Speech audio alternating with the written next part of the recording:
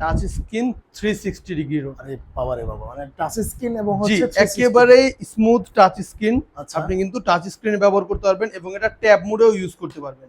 আপনি আচ্ছা। যখন এভাবে ট্যাপ করবেন পিছনের কিবোর্ডটা লক হয়ে যাবে, আপনি একদম ট্যাবের মতো ব্যবহার করতে পারবেন। আচ্ছা, একদম বাহ! Smooth touch screen. ওকে, মানে খুবই চমৎকার। খুবই চমৎকার। এরপরের দ্বিতীয় বিষয় হচ্ছে এটা কিন্তু 10 জেনারেশনের। 10 জেনারেশন? জি, পেন্টিয়াম না, কোরাই 3 10 জেনারেশন। বাহ!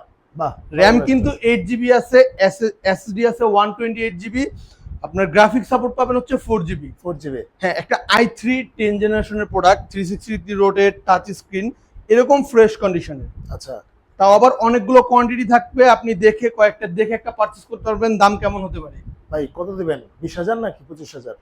একেবারে রিজনেবল প্রাইসে শুধুমাত্র 20,990 টাকায়। আচ্ছা, 20,990 টাকায় আচ্ছা। i3 10 জেনারেশন, কোনো পেন্টিয়াম না, পেন্টিয়ামের 10 জেনারেশন না, কোরাই 3 10 জেনারেশন। ক্যামেরা থাকবে, ডুয়েল ক্যামেরা আছে, সব রকমই সাপোর্ট পাবেন, সব পোর্টস এন্ড বাটন অ্যাভেলেবেল পাবেন, কোনো কিছুরই কমতি থাকবে না। এবং যারা হেভি ওয়ার্ক করতে চান, 10 জেন চান, তারা কিন্তু নিতে পারেন একটা ফ্যান্সি একটি প্রোডাক্ট।